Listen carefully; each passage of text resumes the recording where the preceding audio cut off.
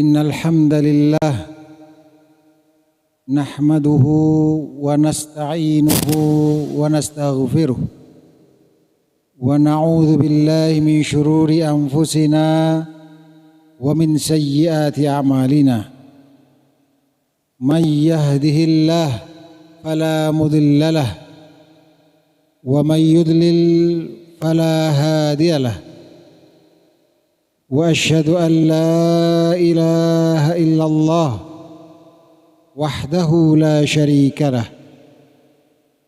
وأشهد أن محمدا عبده ورسوله صلى الله عليه وعلى آله وصحبه وسلم تسليما مزيدا ما بعد.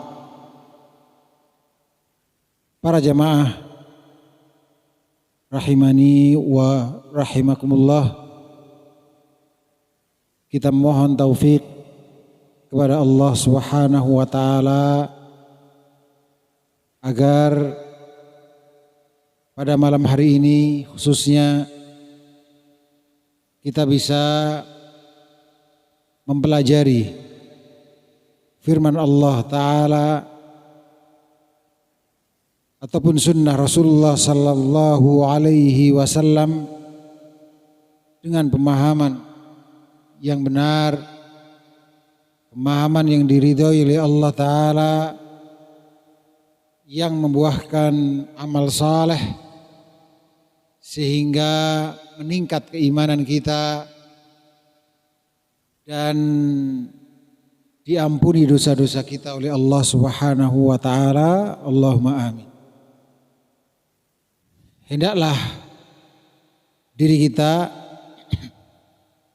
siapapun juga kaum muslimin dan muslimat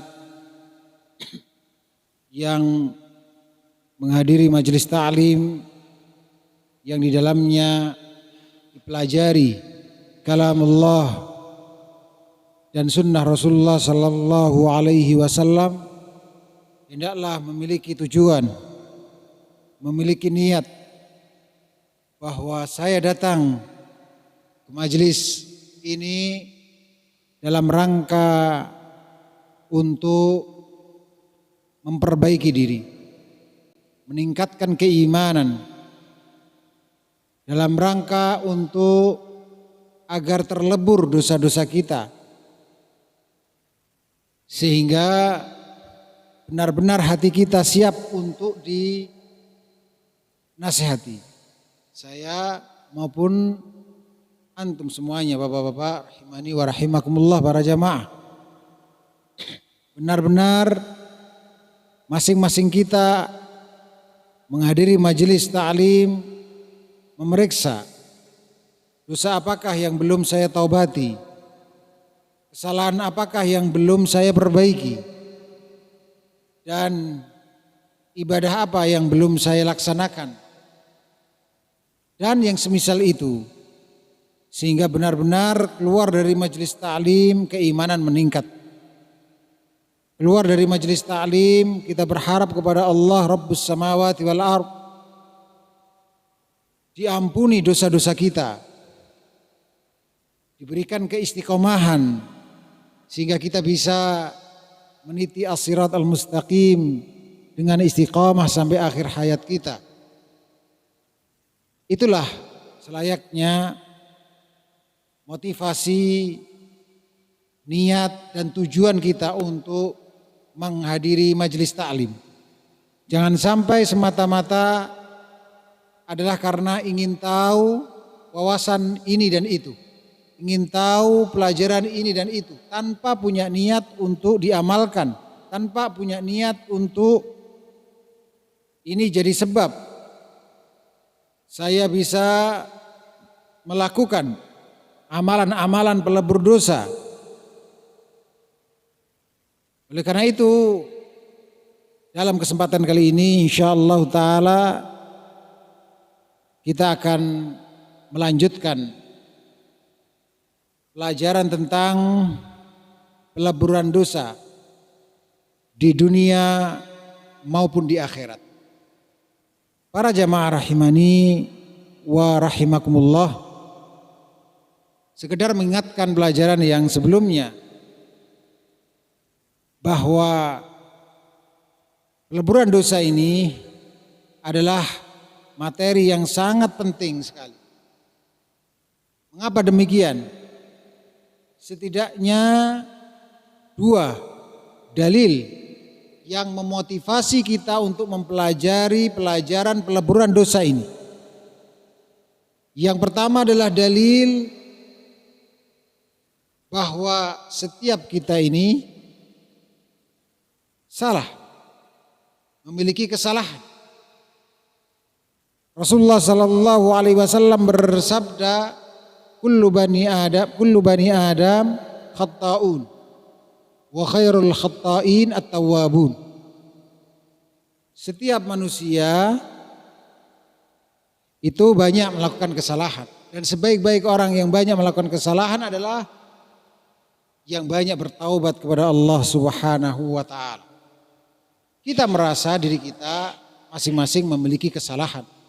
Entah kesalahan seorang suami kepada istrinya sehingga dia berdosa, atau kesalahan orang tua kepada anaknya sehingga dia berdosa, atau kezaliman tetangga kepada tetangga yang lainnya, saudara kepada saudara yang lainnya sehingga dia berdosa, atau kesalahan dalam berucap, kesalahan dalam berbuat, kesalahan dalam keyakinan. Nah, kita semua tidak terlepas dari dosa. Maka ini poin yang sangat besar mendorong kita untuk mempelajari amalan-amalan pelebur dosa di dunia maupun di akhirat. Kemudian poin yang kedua di dalam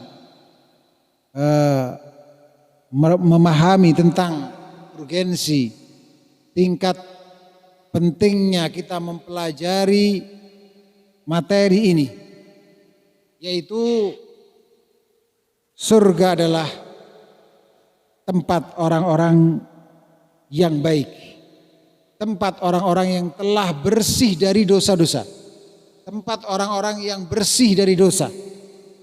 Oleh karena itu, orang yang masih membawa dosa, dia tidak akan masuk ke dalam surga. Dibersihkan terlebih dahulu sebelum masuk ke dalam surga. Dilebur terlebih dahulu sebelum masuk ke dalam surga. Jika dia memang ahlul jannah, penduduk surga. Karena Allah Subhanahu wa taala berfirman tentang orang-orang yang akan masuk ke dalam surga. Dikatakan kepada mereka ketika pintu-pintu surga telah dibukakan, maka penjaga-penjaga surga berkata kepada calon penduduk surga yang akan masuk ke dalam surga ini, sebagaimana disebutkan dalam surat Az-Zumar ayat 73. Allah Ta'ala berfirman, salamun alaikum tibtum fadkhuluha khalidin. Salamun alaikum, kesejahteraan tercurahkan atas kalian. Tibtum, kalian telah bersih. Dari sini dapat difahami untuk bisa masuk ke dalam surga maka harus bersih dahulu dari dosa-dosa. Tibtum, kata penjaga surga, kalian telah bersih. Fadkhuluha khalidin, maka masuklah kalian ke dalam surga, kekal di dalamnya. Oleh karena itu, karena cita-cita kita semuanya, setiap muslim dan muslimah tentunya memiliki cita-cita masuk ke dalam surga. Sementara kita, masing-masing kita memiliki dosa. Maka bagaimana caranya supaya kita bisa masuk ke dalam surga? Maka harus bersih terlebih dahulu dari surga. Harus bersih terlebih dahulu dari dosa. Nah, tentunya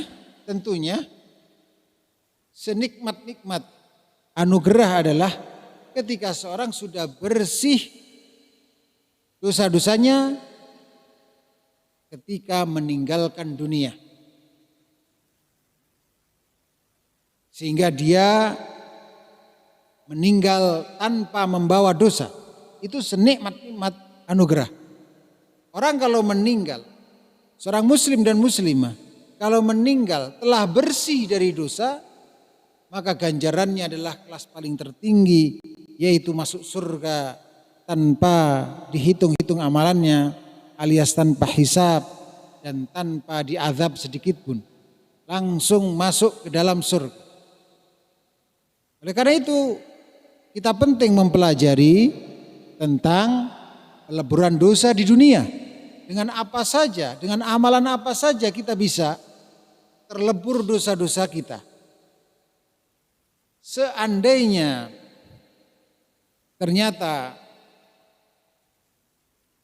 seseorang muslim dan muslimah begitu meninggal dunia masih membawa dosa, belum bersih dari dosa, rahmat Allah sangatlah luas bagi setiap muslim dan muslimah yang berhasil mempertahankan keislamannya sehingga meninggal masih beragama Islam, bisa tetap beragama Islam, maka dia masih mendapatkan rahmat Allah yang sangat luas, yaitu dapat kesempatan untuk mendapatkan peleburan dosa di akhirat, yaitu setelah kematian seorang muslim dan muslimah. Ini menunjukkan luasnya rahmat Allah Subhanahu wa ta'ala. Kemudian para jamaah rahimani wa rahimakumullah, kita masuk dalam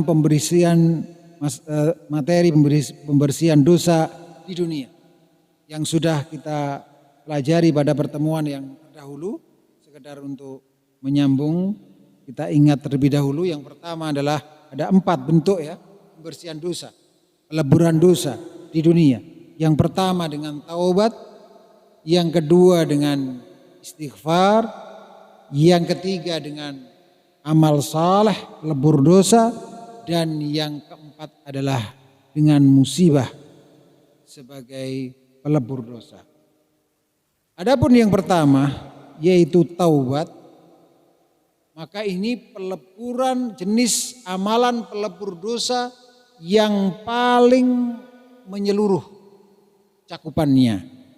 Artinya dosa apapun yang dilakukan oleh seorang hamba sewaktu di dunia, kalau dihadapkan dengan amalan pelebur dosa taubat, tidak ada satupun yang bisa bertahan. Pasti lebur dosa-dosa itu. Jangankan dosa kecil, jangankan dosa besar, jangankan perkara bid'ah, atau di atas itu secara kelas yaitu syirik kecil, atau setelah itu syirik besar dan yang setingkatnya, yang mengeluarkan pelakunya dari Islam, memurtadkan seorang muslim, dosa paling besar, syirik besar dan yang setingkatnya. Maka ini pun tidak ada yang mampu menghadapi amalan terbesar dari peleburan dosa, yaitu taubat. Taubat nasuha, taubat yang memenuhi 7 syarat diterimanya taubat untuk dosa apapun juga itu. Oleh karena itu, hendaklah seseorang jika ingin meninggal dalam keadaan bersih dari dosa, amalan yang pertama ini menjadi tujuannya, menjadi cita-citanya, yaitu mendapatkan taubat nasuha sebelum sakratul maut. Para jamaah rahimani wa rahimakumullah, karena salah satu syarat diterimanya taubat itu adalah sebelum sakratul maut, sebelum nyawa sampai tenggorokan. Meskipun seorang masih hidup, kalau nyawa sudah sampai tenggorokan, kalau dia sudah sakratul maut nyawa sampai tenggorokan, maka berdasarkan dalil ini sudah tertutup pintu taubat. Tidak diterima taubat seorang. Padahal namanya sakratul maut, sakratul maut. Namanya nyawa sampai tenggorokan itu perkara yang gaib. Perkara yang tidak kita ketahui dan sangat tipis bedanya dengan kehidupan. Kehidupan dan kematian itu bedanya sangat tipis. Orang yang berjalan, berkendaraan, belum sempat berhenti, tiba-tiba bisa dicabut nyawanya, meninggal dunia, sakratul maut. Orang yang berhenti, masih berdiri, belum sempat duduk, dia tiba-tiba bisa dicabut nyawanya. Atau sakratul maut. Kemudian seorang yang sudah duduk pun belum sempat berbaring, bisa sakratul maut. Dari sini pantas jika para ulama berdasarkan dalilnya menyimpulkan bahwa taubat itu wajib hukumnya dilakukan dengan segera. Barang siapa yang bertaubat namun dengan cara menunda taubat, dia bertobat tapi nggak langsung. Dia tunda setelah melakukan dosa, dia gak langsung bertobat. Dia tunda tobat tersebut. Maka dia telah melakukan dua bentuk dosa. Dia telah hakikatnya melakukan dua bentuk dosa. Dosa pertama adalah dosa yang dia lakukan tadi. Misalnya dosa durhaka kepada kedua orang tua. Dosa kedua adalah menunda bertobat. Dia bertobat setelah itu, tetapi mungkin sehari dua hari setelah itu baru bertaubat. Maka dia dosanya dua. Sehingga taubatnya juga harus dua. Taubat dari dosa durhaka kepada kedua orang tua dan taubat dari menunda taubat. Juga demikian para ulama telah menjelaskan bahwa pentingnya seseorang mempunyai niat bertobat secara umum, yaitu dari seluruh jenis dosa yang pernah dia lakukan. Karena terkadang seorang itu lupa. Dulu ketika semenjak balik, mungkin baliknya SMP, belum kenal banyak tentang majelis taklim, dia melakukan dosa-dosa. Sudah tercatat sebagai sebuah dosa karena dia sudah balik. Dia berakal sehat balik. Sudah tercatat dosa-dosanya kalau dia melakukan dosa. Tetapi karena sekarang sudah berumur, sudah puluhan tahun, hal itu dari masa sekarang, dia lupa. Dulu saya pernah mendolimi ini, dulu pernah saya mengambil hartanya ini, dulu pernah saya, dan seterusnya. Lupa sudah, karena sudah puluhan tahun yang lalu. Padahal di antara syarat taubat yang sudah kita pelajari pada pertemuan, di antara pertemuan yang sebelumnya adalah menyesal. Dari mana seorang bisa mengetahui, dari mana seorang bisa menyesal kalau tidak berusaha mengingat akan muhasabah, ya, menghitung-hitung, memeriksa amalan-amalan kesalahan, dosa yang pernah dia lakukan. Oleh karena itu pentingnya bertobat secara umum. Artinya seluruh dosa yang pernah saya lakukan, baik itu yang saya masih ingat maupun yang saya lupa. Dia bertekad kuat untuk memenuhi 7 syarat diterimanya taubat tersebut. Islam, menyesal, berhenti saat itu juga, bertekad kuat untuk tidak mengulangi lagi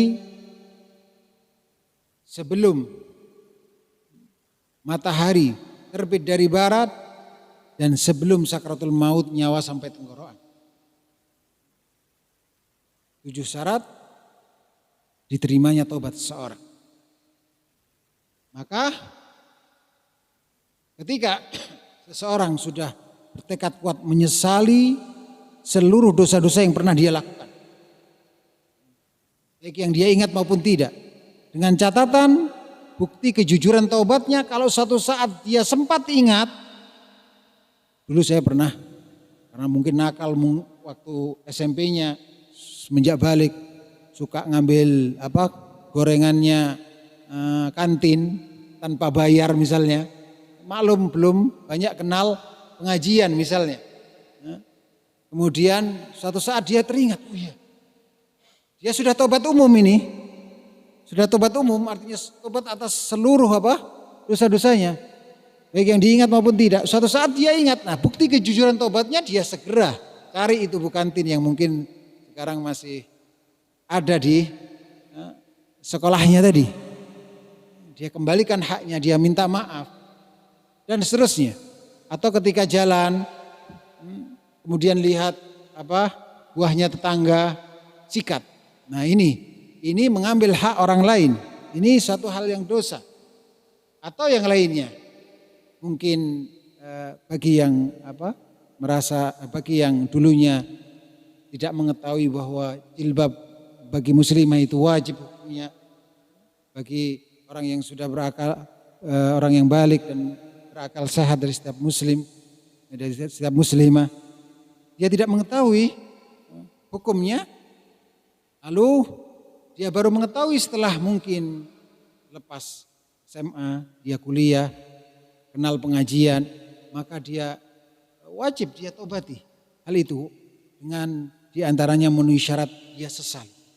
Maka seseorang kalau disibukkan dengan mengingat-ingat dosa apakah yang pernah dilakukan, justru hal itu menambah ketakwaan.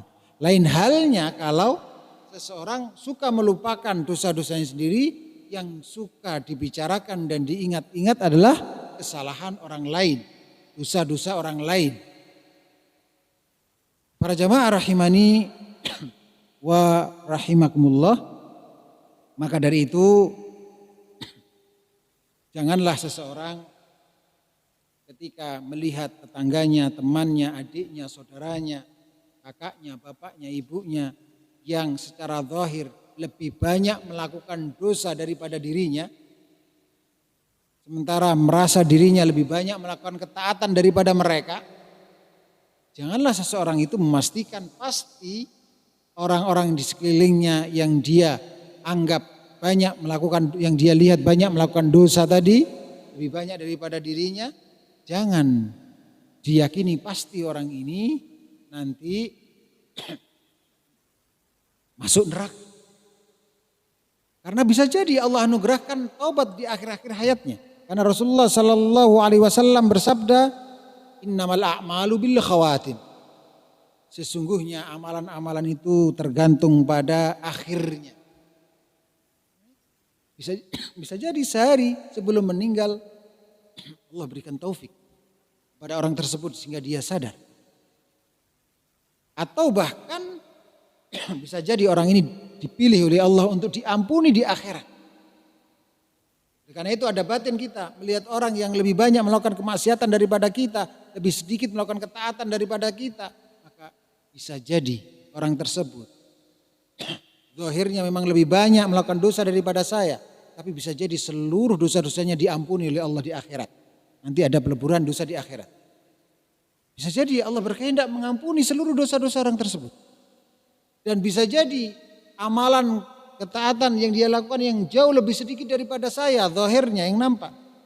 Bisa jadi semuanya diterima oleh Allah Ta'ala.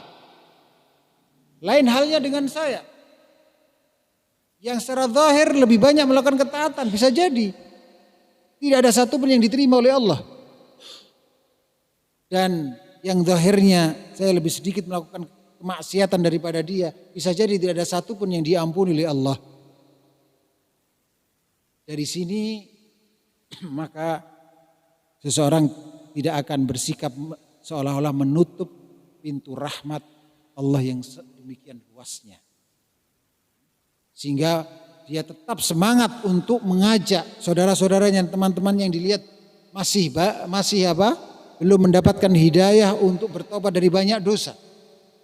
Dia tetap semangat untuk berdakwah, mengajak, menyadarkan, mencerahkan agar mereka bertobat. Itu justru yang lebih bermanfaat, sambil keyakinannya tidak memastikan orang itu pasti masuk neraka nantinya. Karena bisa jadi seseorang itu di akhir hayat, menjelang akhir hayatnya, dia dianugerahi oleh Allah taubat nasuha dari seluruh dosa-dosanya. Semoga kita termasuk orang-orang yang Allah beri anugerah mendapatkan amalan taubat nasuha dari segala dosa-dosa sebelum sakratul maut. Allahumma amin. Kemudian yang kedua adalah istighfar. Istighfar itu artinya memohon ampunan kepada Allah Subhanahu wa taala. Memohon ampunan dengan mengucapkan misalnya astagfirullah atau lafaz-lafaz yang lainnya yang memang ada dalam dalil, maka ini berarti berdoa kepada Allah agar Allah mengampuni dosa orang tersebut. Karena ini doa, maka sifatnya seperti doa-doa yang lainnya. Bisa saja Allah ampuni, bisa juga Allah tidak ampuni. Artinya doa tersebut bisa jadi Allah kabulkan, bisa jadi tidak Allah kabulkan. Oleh karena itu, dari sini pentingnya kita mengiringi istighfar itu dengan bertaubat.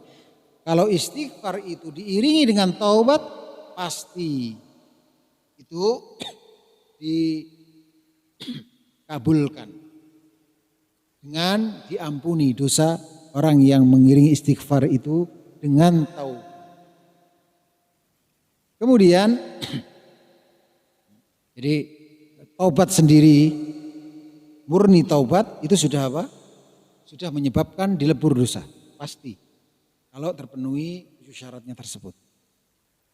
Apalagi ditambah plus dengan istighfar, maka dia akan mendapatkan pahala yang lebih. Masya Allah, ini indahnya menjadi seorang muslim dan muslimah. Indahnya beragama Islam. Bahwa tidak ada satupun ucapan dan perbuatan dalam menjalankan agama Islam ini, dari kebaikan-kebaikan sekecil apapun, maksudnya sesederhana apapun, kecuali apa? Pasti Allah ganjar dan Allah syukuri. Pasti itu. Karena Allah itu diantara namanya Asy-Syakur, yang maha mensyukuri. Apa maksud yang maha mensyukuri? Yaitu menerima amal ibadah seorang hamba dan mengganjar dengan balasan yang berlipat. Melebihi dari apa yang dilakukan oleh seorang hamba tersebut. Pasti akan mendapatkan ganjaran. Gak ada dalam Islam amalan kebaikan kok gratis. Gak ada yang gratisan. Contoh misalnya Anda, bapak-bapak jamaah yang hadir, menulis apa yang disampaikan oleh Ustadz dalam majelis taklim. Maka ini tidak gratisan. Tidak ada yang gratisan dalam Islam. Tidak ada yang gratisan bagi amal saleh dalam Islam. Pasti Allah mengganjar dengan balasan yang lebih baik. Pasti. Apa dalilnya? Rasulullah sallallahu alaihi wasallam bersabda, "Man salaka tariqan yaltamisu fihi ilman sahalallahu lahu bihi tariqan ilal jannah." Barang siapa yang meniti sebuah jalan yang di situ dia mempelajari ilmu syar'i, mencari ilmu syar'i, sahalallahu lahu bihi tariqan ilal jannah. Maka dengan sebab itu Allah akan mudahkan jalannya baginya, bagi orang tersebut masuk ke dalam surga. Meniti sebuah jalan ada dua, meniti sebuah jalan yang terindra, naik sepeda motor ke majelis ini dari rumah, itu namanya masuk mengamalkan hadis ini. Dan meniti jalan yang maknawi, yang abstrak, mencatat mendengarkan, menghafal, memahami. Itu termasuk meniti jalan mencari ilmu syar'i. Sebagaimana dijelaskan oleh ulama. Sehingga tidak gratisan. Tidak gratisan. Satu huruf saja kita tulis, maka Allah akan mengganjar dengan pahala. Apalagi 2 huruf, apalagi 3 huruf dan seterusnya. Apalagi ditambah dengan pemahaman, apalagi ditambah dengan mendengarkan, apalagi ditambah dengan murojaah, mengulang kembali. Segala bentuk yang disyariatkan untuk mencari ilmu syar'i, maka amalan-amalan tersebut pasti diganjar oleh Allah Subhanahu wa taala. Kemudian berikutnya adalah yang ketiga, amal saleh pelebur dosa. Amal saleh pelebur dosa. Dalam masalah ini, yaitu dalam masalah apakah amal saleh itu bisa melebur dosa kecil dan besar. Dalam hal ini ulama berselisih pendapat.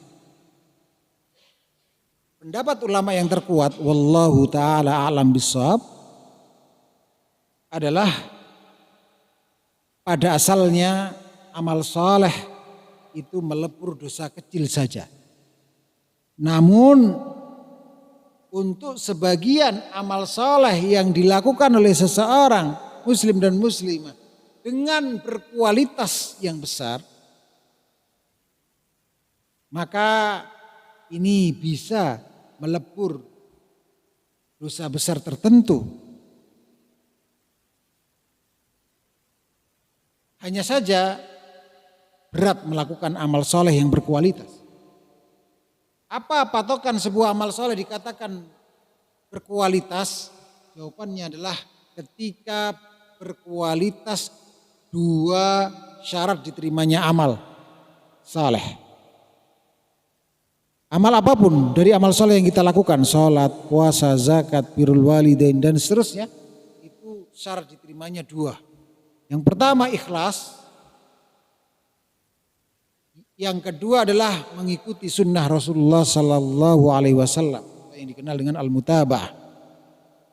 Yang pertama ikhlas, yaitu yang dicari ridho Allah, yang dicari surga Allah, ingin mengamalkan itu dalam rangka agar dimasukkan ke dalam surganya Allah, dapat pahala Allah, diridai oleh Allah, atau terhindar dari murka Allah, atau terhindar dari siksa Allah, terhindar dari masuk neraka. Itu semua bentuk keikhlasan.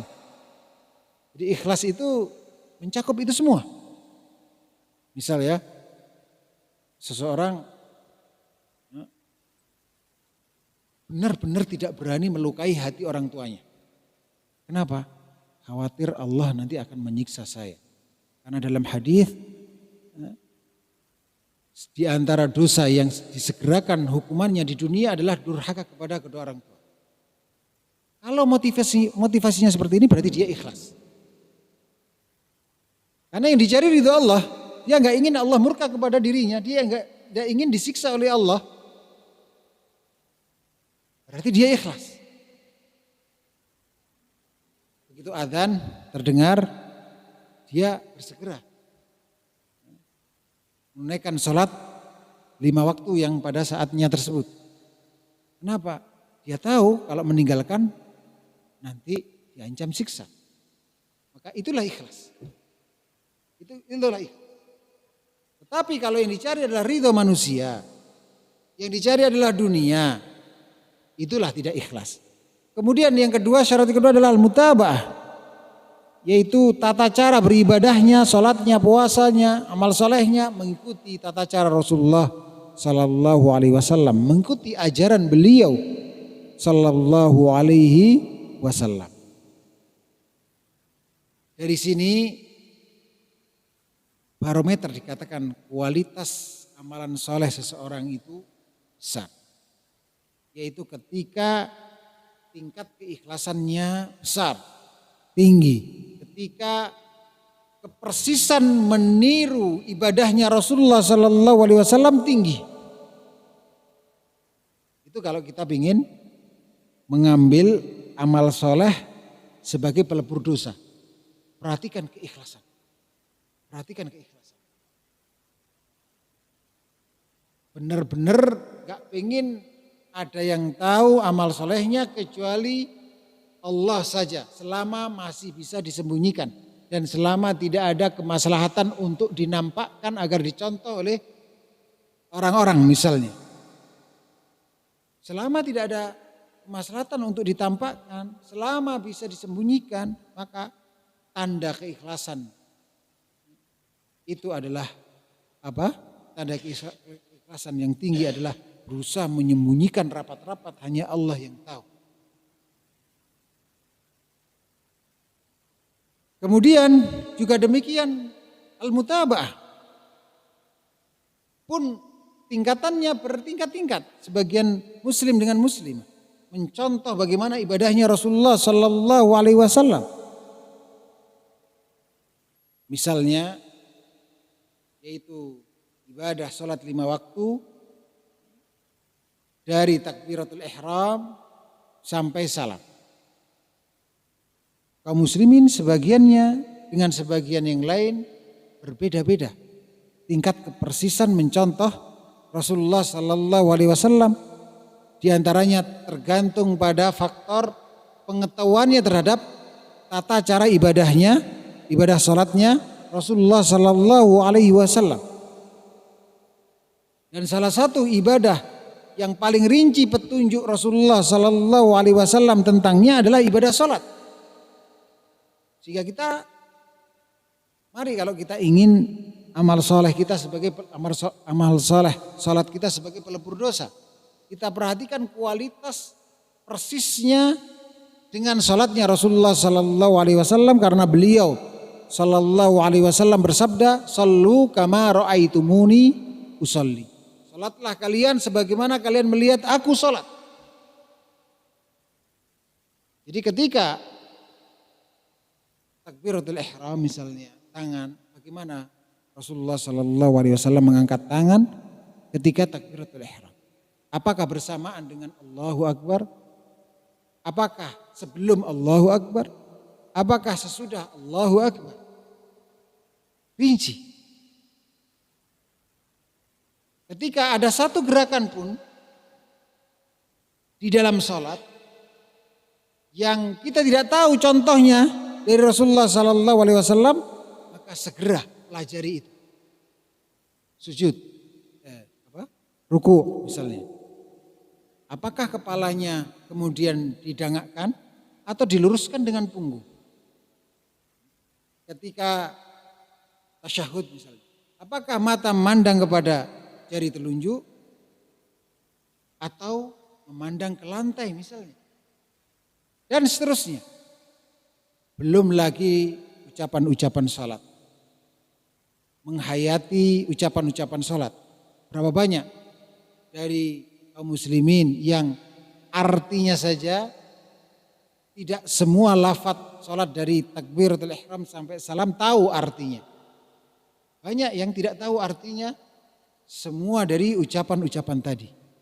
Padahal itu bentuk mutaba'ah, mengikuti sunnah Rasulullah sallallahu alaihi wasallam.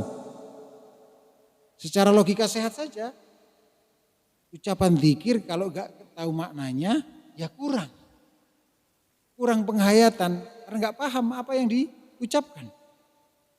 Padahal di antara faedah sholat adalah tanha anil fahsya wal munkar, mencegah dari perbuatan keji dan munkar. Hikmahnya dari bagaimana bisa demikian?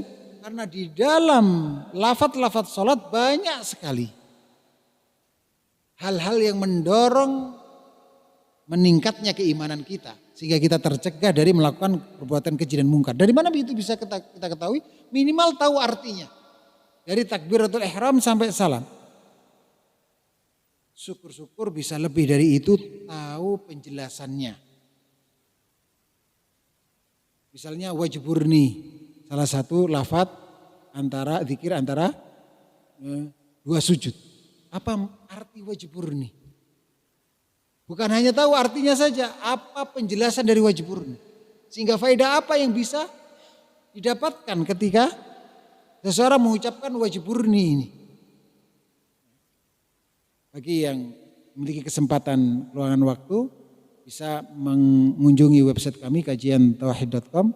Di situ kami tulis mulai dari kekhusyuan sholat, pentingnya khusyuk sholat, sampai kemudian penjelasan takbiratul ihram, faedah-faedah yang bisa diambil dari situ, sampai kemudian terakhir sampai surat Al-Fatihah. Semoga Allah mudahkan kami melanjutkan sampai salam. Alhamdulillah kalau kajian secara lisan sudah pernah kami selesaikan tentang penjelasan ucapan-ucapan dalam salat dari takbiratul ihram sampai salam. Kemudian yang berikutnya musibah pelebur dosa. Musibah pelebur dosa. Berdasarkan hadis riwayat Al-Bukhari dan Muslim menunjukkan bahwa musibah yang dialami oleh seorang hamba, seorang muslim itu bisa berfungsi melebur dosa. Tetapi ulama menjelaskan dosa yang terlebur dengan musibah hanya dosa kecil saja. Meskipun tanpa sabar. Meskipun tanpa sabar.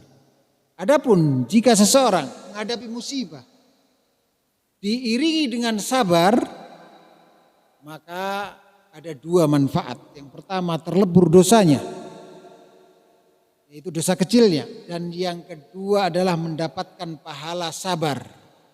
Mendapatkan pahala sabar. Kalaupun tanpa sabar, maka sebagian ulama menjelaskan ini bisa melebur dosa kecil meskipun tanpa sabar. Itu yang kita dapatkan pada pertemuan yang kemarin. Kita lanjutkan kepada pembersihan dosa di alam barzakh. Seorang muslim tatkala meninggal bersih dari dosa dengan bentuk diberi taufik oleh Allah selama hidupnya untuk melakukan 4 atau untuk mendapatkan anugerah peleburan dosa 4 bentuk tadi sewaktu di dunia, maka ini senikmat anugerah. Dia telah bersih dari dosa. Maka ganjarannya surga tanpa hisab, tanpa azab.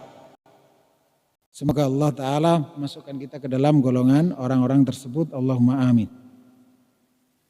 Adapun jika ternyata masih bawa dosa, belum sempat minta maaf pada kedua orang tuanya, sudah ketabrak mobil, meninggal dunia. Masih bawa dosa, belum ditaubat. Belum sempat untuk mengembalikan harta tangganya yang pernah diambil, dia sudah meninggal dunia. Maka masih bawa dosa. Maka bagaimana ini? Rahmat Allah luas. Ada fasilitas dari Allah berupa pembersihan dosa di alam barzakh. Apa fasilitas tersebut? Ada 3 bentuk. Di alam kubur ya, ada 3 bentuk. Yang pertama yaitu sholat jenazah yang dilakukan oleh orang-orang yang hidup. Istighfar yang diucapkan, permohonan ampun untuk si mayit maksudnya, yang diucapkan oleh mungkin anaknya, mungkin istrinya, mungkin teman-temannya, atau mungkin murid-muridnya.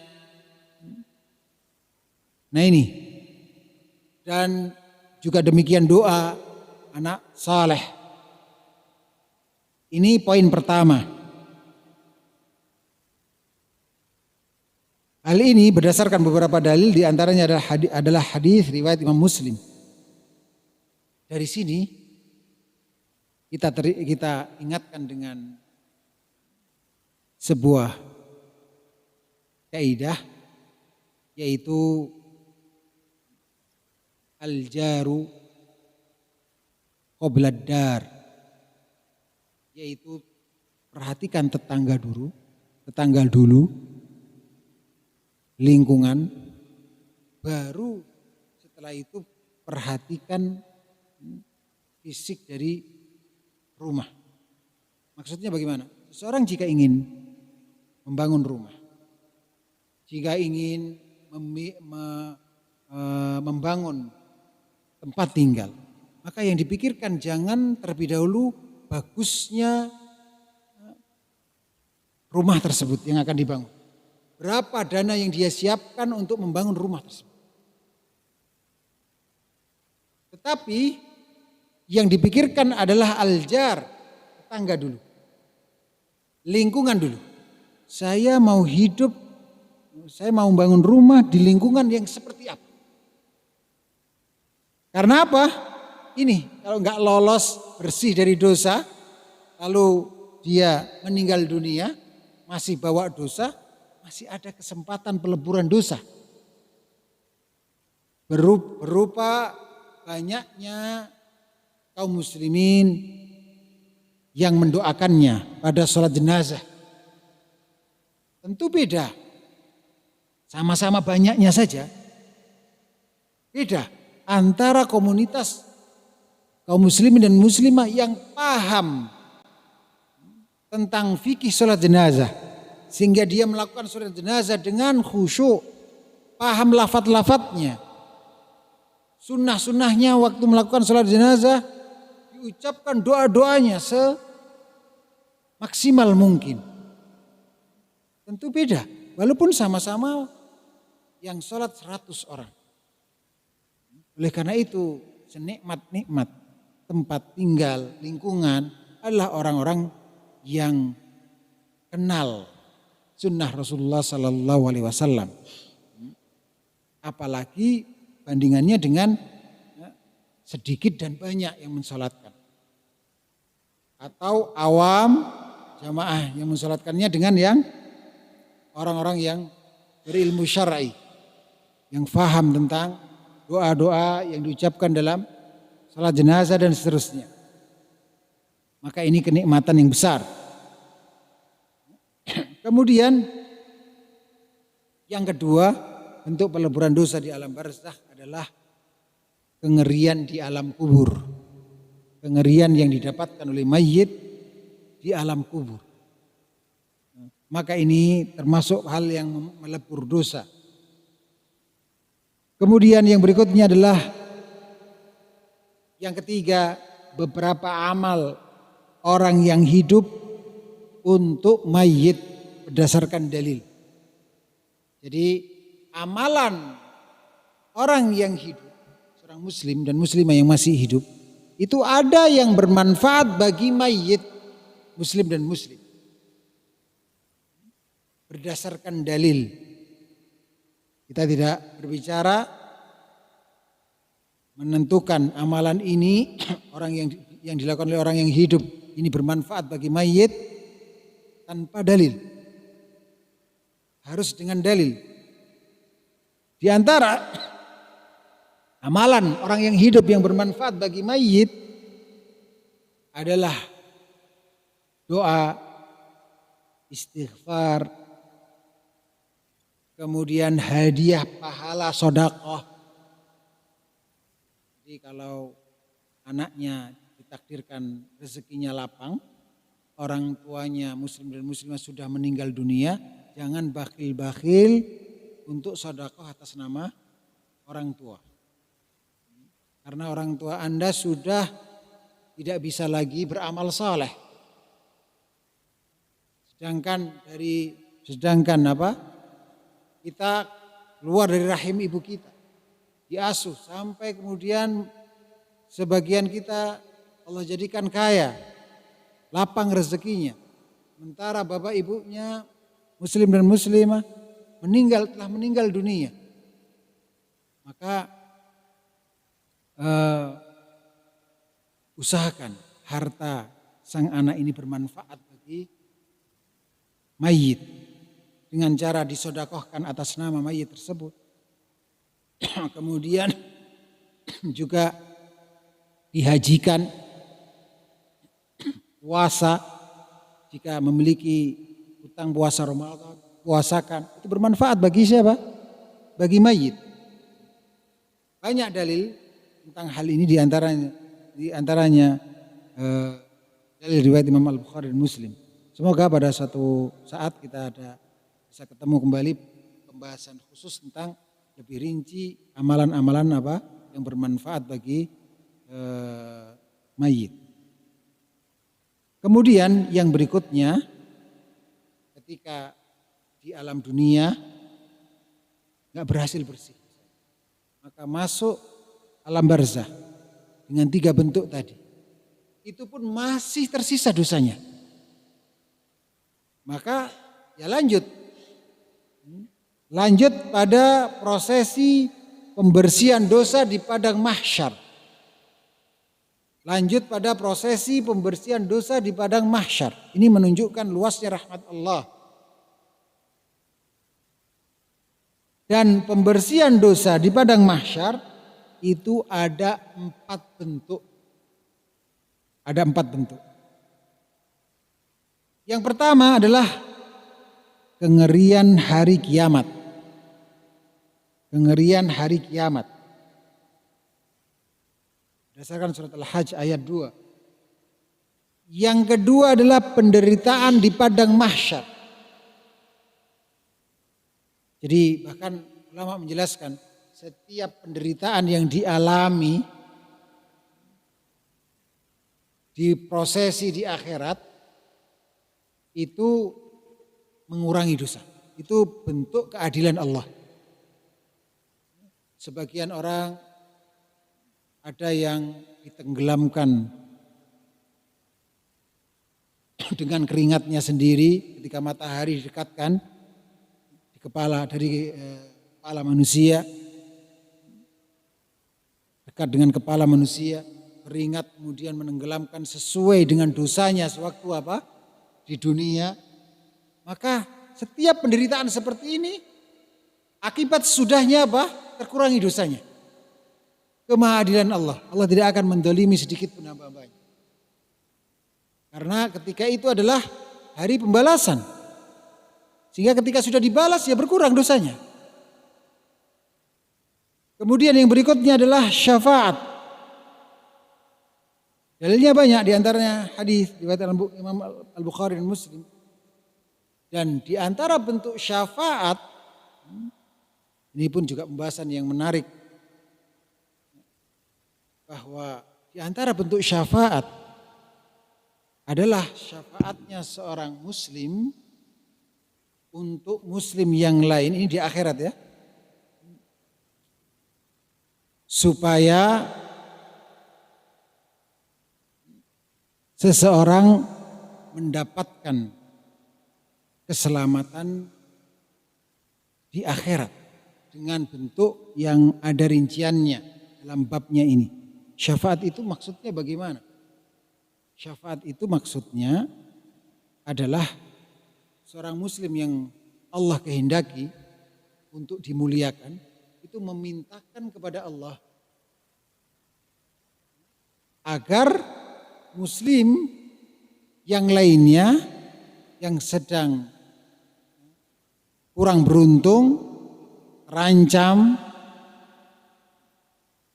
saya ulangi, kurang beruntung, ini mendapatkan keselamatan sesuai dengan spesifik jenis syafaat yang telah dijelaskan dalam dalil. Maka ini pentingnya kita berteman dengan sesama orang saleh. Karena pertemanan dengan orang saleh itu akan tetap bermanfaat sampai pun kita di akhirat. Pentingnya memiliki lingkungan orang-orang saleh, membangun rumah di tempat lingkungan orang-orang saleh. Karena nanti manfaatnya bukan hanya terhindar dari kezaliman karena tetangganya saleh, bahkan mendapatkan manfaat duniawi, tapi juga di akhirat dapat manfaat. Bisa jadi keselamatan dari Allah melalui orang ini, karena orang ini memperjuangkan nasib orang tadi dengan memintakan kepada Allah, mendoakan kepada Allah di akhirat. Itulah syafaat. Kemudian yang berikutnya, yang keempat adalah maaf Allah Ta'ala. Maaf Allah Ta'ala. Yaitu bisa jadi sebagian orang tidak mendapatkan fasilitas-fasilitas peleburan dosa. Dari mulai di dunia, di alam barzah, sampai di padang mahsyar, kecuali satu saja yaitu dimaafkan oleh Allah Ta'ala, diampuni oleh Allah Ta'ala. Maka tidak ada satupun dosa yang masuk kategori yang memungkinkan, yang bisa diampuni, masuk kategori yang Allah kelompokkan dalam yang memungkinkan diampuni oleh Allah Ta'ala, kecuali ketika Allah berkehendak mengampuni pasti akan terlebur dosa itu. Jadi ini sejenis dengan amalan taubat sewaktu di dunia. Dosa apapun, kalau taubat maka apa? Akan diampuni, dilebur dosanya oleh Allah Ta'ala. Sama dengan fasilitas diampuni dosa oleh Allah Ta'ala. Maka dosa apapun, asal tadi catatannya, seorang meninggal dalam keadaan muslim dan muslimah, berarti dikecualikan dosa-dosa yang membatalkan keislaman, yaitu syirik besar dan tingkatnya. Itu makna kalau seseorang berhasil meninggal berstatus muslim dan muslimah, tapi masih bawa dosa. Itu maksudnya dosa-dosa yang dilakukannya pasti bukan yang kategori membatalkan keislaman, yaitu syirik besar dan tingkatnya. Sehingga dosa apapun selain yang membatalkan keislaman ini, karena dia berhasil meninggal dalam keadaan muslim dan muslimah, tauhid, maka kalau Allah berkehendak mengampuni dosa orang tersebut, tidak ada satupun dosa yang tidak terampuni. Pasti diampuni oleh Allah. Pasti diampuni oleh Allah. Bagaimana dengan dosa yang sesama manusia, yang sudah terlanjur meninggal dunia, dia berhasil mempertahankan keislamannya meninggal dunia, tetapi nggak berhasil bertaubat dari dosa mendolimi sesama manusia, tetangganya misalnya, atau orang tuanya misalnya, tapi sudah keburu meninggal. Maka apakah masih bisa mendapatkan fasilitas maaf Allah Ta'ala ini, ampunan Allah Ta'ala ini? Bukankah syarat diterimanya taubat seseorang adalah berhenti dari kemaksiatan, kalau itu terkait dengan kezaliman sesama manusia, maka dia mengembalikan haknya atau meminta kehalalan. Ini sudah nggak sempat karena meninggal dunia. Apakah masih bisa mendapatkan maaf Allah Ta'ala ini? Jawabannya masih memungkinkan. Itu menunjukkan luasnya rahmat Allah. Dan tidak bertentangan dengan nanti akan tetap dituntut oleh orang yang dizalimi di akhirat. Tidak bertentangan dengan itu. Allah memiliki banyak cara bisa mengampuni dosa orang yang terlanjur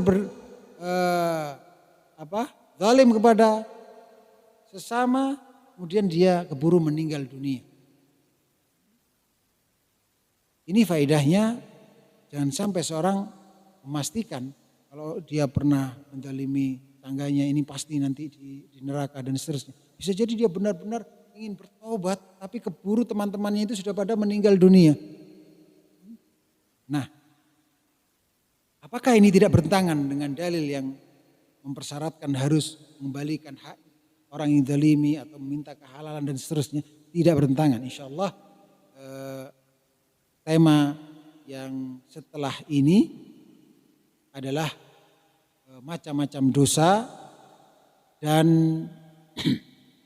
tingkatannya, termasuk apakah dosa yang terkait dengan sesama manusia ini kalau keburu meninggal belum sempat bertobat, belum sempat minta maaf, apakah masih memungkinkan dapat ampunan dari Allah Ta'ala? Masih memungkinkan. Singkat kata, nanti penjelasannya ada pada materi tersendiri insya Allah. Singkat kata bahwa bisa jadi Allah benar, tetap ada tuntutan. Allah Maha Adil. Tetap orang yang zalimi itu bisa menuntut. Tetap ada tuntutan. Karena kezaliman harus dipertanggungjawabkan. Dia sudah meninggal dunia, tetap ada tuntutan. Tetapi Allah maha mampu membuat ridho penuntut ini di akhirat. Sehingga hasil akhirnya penuntut diberi haknya di akhirat oleh Allah. Dan yang dituntut diselamatkan oleh Allah dari siksa dengan diampuni oleh Allah. Maka ini kemungkinan salah satu bentuk luasnya rahmat Allah orang yang masih mendalimi saudaranya, lalu kemudian dia berusaha untuk bertobat tapi sudah terlanjur meninggal dunia orang yang dizaliminya, maka jangan putus asa dari rahmat Allah. Lakukan hal-hal yang bisa mengurangi tuntutan nanti di akhirat. Di antaranya apa? Mendoakan orang yang dizalimi, memintakan ampun orang yang dizalimi, dan yang lainnya. Baik, kemudian kalau itu pun juga nggak dapat, masih ada bentuk luasnya rahmat Allah yang lainnya, yaitu pembersihan dosa di kontorah. Kontorah itu apa? Kontorah itu jembatan antara neraka dan surga. Berdasarkan hadis riwayat Imam Al-Bukhari, ada fasilitas pembersihan dosa di kontorah ini. Yaitu apa? Dalam hadis riwayat Imam Al-Bukhari, ketika orang-orang beriman telah mampu melewati neraka, mereka tertahan di kontorah, sebuah tempat antara surga dan neraka. Lalu mereka saling kisos. Kisos maksudnya saling tuntut balas. Terkait dengan kezaliman yang pernah mereka lakukan ketika di dunia. Sampai bersih dan suci. Baru setelah itu mereka diizinkan masuk ke dalam surga. Jadi penduduk surga itu, kalau dulu masih pernah zalimi temannya, walaupun ini sudah calon penduduk surga, sesama calon penduduk surga, belumlah diizinkan masuk ke dalam surga. Kalau dulu pernah misalnya ngetak temannya, belum sempat dibalas, itu nanti ada kisos tuntut balas di jembatan kontorah ini. Masya Allah. Pokoknya harus bersih. Tibtum. Jelas sekali ayat-ayatnya. Tibtum fadkhuluha khalidin. Telah bersih kalian, maka masuklah kalian ke dalam surga, kekal selamanya di surga. Masya Allah. Sampai serinci itu kemahaadilan Allah Subhanahu wa ta'ala. Kemudian bagaimana kalau itu pun juga, saya ulangi, seseorang kalau di dunia tidak mendapatkan pembersihan dosa, masih membawa dosa di alam barzah masih dibersihkan dengan bersih dosa, masih tersisa dosanya, di padang mahsyar masih tersisa dosanya, dia pun tidak termasuk orang yang diampuni dosanya oleh Allah. Allah enggak berkehendak mengampuni karena Allah berfirman, innallaha la yaghfiru ayyushraka bih wa yaghfiru ma duna dzalika liman yasha.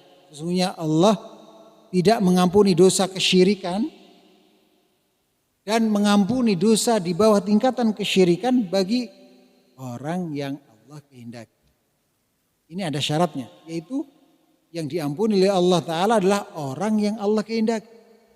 Maka kalau Allah tidak menghendaki sebagian muslim yang meninggal masih bawa dosa dan masih nggak bisa dilebur dengan berbagai macam bentuk peleburan dosa, kecuali masih tersisa dosanya, dan Allah tidak berkehendak untuk mengampuni, ya sudah, terakhir neraka. Sebelum tentunya terakhir neraka, yaitu akhir dari prosesi-prosesi padang mahsyar dan sebelumnya tadi. Maka ketika di neraka seseorang masih dapat fasilitas ketika divonis neraka, kemudian mau dieksekusi, mau dimasukkan ke dalam neraka, itu masih ada fasilitas dari Allah berupa syafaat. Syafaat. Orang divonis neraka tapi belum dieksekusi, mau dieksekusi dapat syafaat. Maka tidak jadi masuk neraka. Syafaat itu macam-macam. Ada yang sudah masuk neraka mestinya disiksa dengan siksaan yang sesuai dengan perbuatannya, ternyata dapat syafaat, maka dikurangi siksanya sehingga dia bisa keluar dari neraka dan seterusnya, dari macam-macam syafaat yang ada di dalam dalil. Nah, ini tidak dapat syafaat sama sekali, maka dia pasti dieksekusi, dimasukkan dalam neraka. Dan dia nggak dapat syafaat untuk keluar dari neraka sebelum waktunya, ya pasti dipenuhi sesuai dengan kadar dosanya. Sampai habis bersih dosanya, barulah dikeluarkan dari neraka. Itulah para jamaah rahimani wa rahimakumullah, sudah jam 9 lebih. Materi pembersihan dosa di dunia dan di akhirat yang bisa saya sampaikan. Semoga sedikit yang saya sampaikan ini bisa bermanfaat besar bagi diri saya khususnya dan pada umumnya semuanya. Semoga kita termasuk orang-orang yang diampuni dosanya oleh Allah, dilebur dosanya oleh Allah, dan dimasukkan ke dalam surganya tanpa hisab, tanpa azab, meninggal dalam keadaan telah bersih dari dosa. Allahumma amin. Sallallahu wasallam wa baraka ala nabiyyina Muhammad wa akhiru da'wana anil hamdulillahi rabbil alamin. Assalamualaikum warahmatullahi wabarakatuh.